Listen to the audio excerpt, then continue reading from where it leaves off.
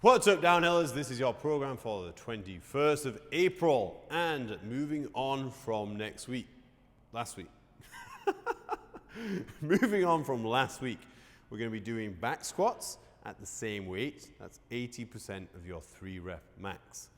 And we're going to be pausing for 3 seconds again at the bottom, but we're going to be doing 7 reps. So progressive on 2 more reps than last week. So as always, prioritize your spinal position, safety first.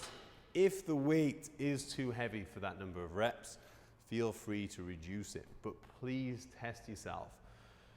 The efficacy of strength training is reduced if you're not at your true maximum. So true maximum safely doesn't necessarily mean staying light. So the regular back squat position, so a high bar, nice and high on your traps. As best you can, keep the squat mechanics squatting between your hips.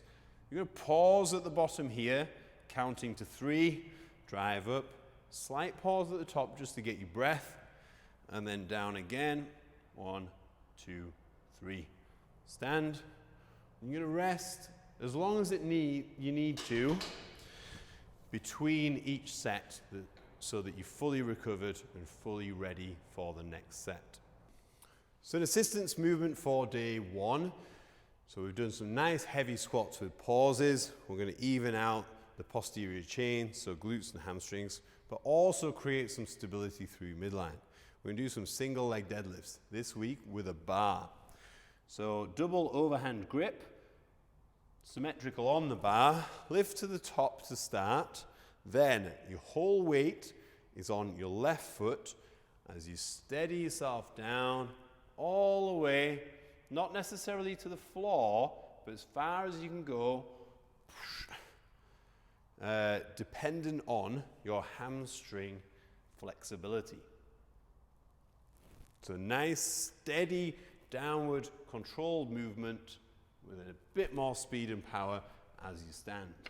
So you should feel that tension through your hamstring at the bottom, and that'll mean that you're getting mobility gains as well as stability and strength through that very isolated muscle group. And then moving on to an intensity finisher. So the intensity finisher for day 1 is going to be an assault bike. If you don't have an assault bike, by all means use a ski erg, a rowing machine, a turbo trainer. But you know I'm a massive fan of the assault bike because it's a massive movement to get that thing going. Full body movement, rotational benefits in there as well. So the format for this intensity workout is a 1-minute max, and you're going to do that every 3 minutes, 5 times. If you stop after 3 because you've given it a true max every time, then I'm cool with that. I'd rather you didn't do 5 total sets just because you think more is better. The purpose of this is intensity, so the intensity is the priority. If you can get there quicker, that's better for me and it's better for you. So you have done a test for 1 minute in your test week. So refer back to that and try and get close or even better than what you did in that 1 minute the first time round every single time. Inevitably, there'll be some drop off. That might be a reflection on you, not on your intensity, but your recovery. So because it's every 3 minutes, there's a decent chunk to get reasonably recovered, get a little bit of glycogen back in the muscles, and so you're fully ready for the next one. But it's going to be painful. Dig in and get it done. And that's it for day 1. And day 2 is going to be 5 rounds. Each round you're going to rest 3 minutes between.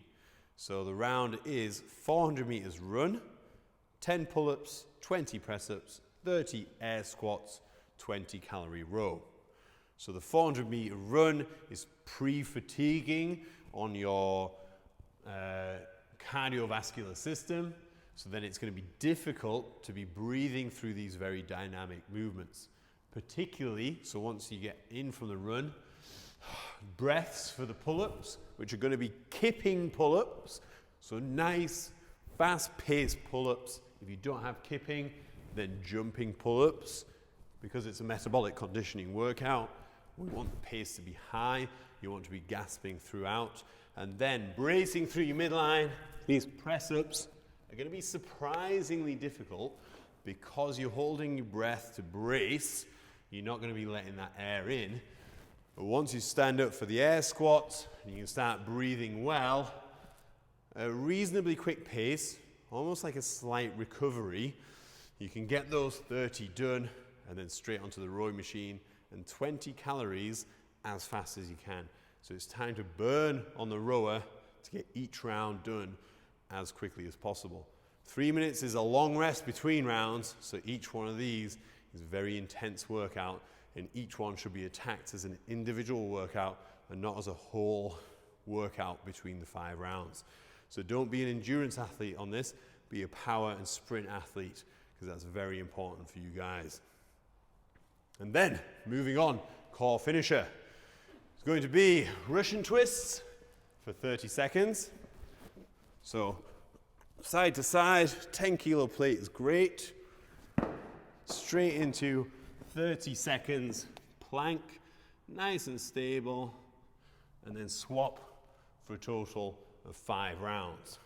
If you do that within 5 minutes of finishing the first workout, then it will be more difficult, but a good opportunity to practice bracing whilst under fatigue and gasping for some air, which might be decent for you guys that's in the season or started the season, and this is going to be very important whilst recovering and riding and controlling at the same time. And that's it for day 2. Okay, day 3, we're going to start with an interesting movement. You're familiar with the rear foot elevated split squat. So do a set as a warm-up, and then find yourself a band, a medium to light band. Then you're going to stand with your front foot on that band, and watch carefully, holding it slightly like a front rack position. Then back foot is placed. You're going to use this band to generate some power through this movement. 1. You're going to do 6. As soon as you've done 6, let go of the band, and as many jumps as you can until it either burns too much or you're reducing the height and you're just going through the motions. So I'd rather you got some super high jumps than total volume. The purpose isn't to get as many in as you can, the purpose is quality and speed. Once you've done that set, rest, do the other leg, rest, and do that a total of 4 times around. Lots of rest in between so that each set is very purposeful and you can hit it 100%. If you don't have a band or you can't figure out how to do that, then by all means use a kettlebell to weight down the first 6 of those and then drop it and continue on with the jumps. Then, moving on to the workout. So rest a fair amount of time between the first part and the second part. This is a workout of 6s. It's going to be at a reasonably light weight. So there's 30 kilos on the bar now. Probably don't go any more than 40 for guys, 25 for girls. You're going to do 6 deadlifts. Then, in a front rack position, 6 alternate lunges. So that's 3 each side. 6 push presses. Then 6 over bar burpees. As many times round as you can in 9 minutes. Total gassy workout, full intensity, lots going on, compound lifts in there. It's going to be fantastic for capacity, dynamic effort, you name it. It's going to be fantastic. And that's it for day, is that it for day 3? Oh no, no.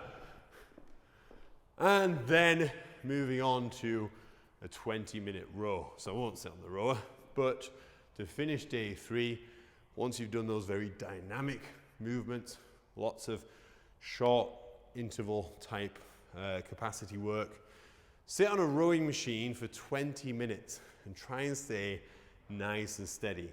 So this isn't necessarily a 20-minute as far as you can row, so I don't want you to be doing a 5K row, let's say, but just shorten the intensity a little bit, get a nice consistent pace so you're almost recovering whilst doing some extra work. And that's it for day 3. And day 4, we're going to be back on the rowing machine for 40 minutes, row as far as you can. Every 3 minutes, you're going to hop off the rower, and at 50% of your 3 rep max, you're going to do 12 deadlifts. So nice and solid through your midline. This is going to be really difficult because you've been on the rower doing pretty much that same movement for multiple small load reps. You're going to come off and then you're faced with a massive load. So consider this not a leg and back exercise, but a core stability exercise whilst under fatigue. So as you're breathing and gasping, it's really important that you can brace and support your midline whilst performing these deadlifts. If you can't, then that's a reflection potentially on your ability to maintain that midline stabilization whilst under fatigue, and something that you might want to address whilst practicing this same movement but at a lighter weight. So if you warm up and you hit a set of 50% for 12 and it feels fine, you do your row, you come back onto the deadlifts, and then you can't maintain that midline, then lighten the weight and practice breathing and bracing whilst doing this same movement. I hope all that made sense. Safety first, as always. And then, once you've done that 40 minutes, spend 20 minutes on mobility. Mobility being looking after your hips, because that's going to be very impactful.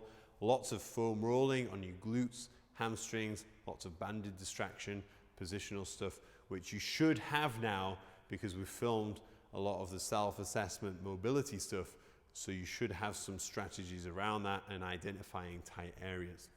And that's that for this week. So as always, feedback, questions, whatever you like are very welcome. Happy gymming, happy riding. See you next week. Peace.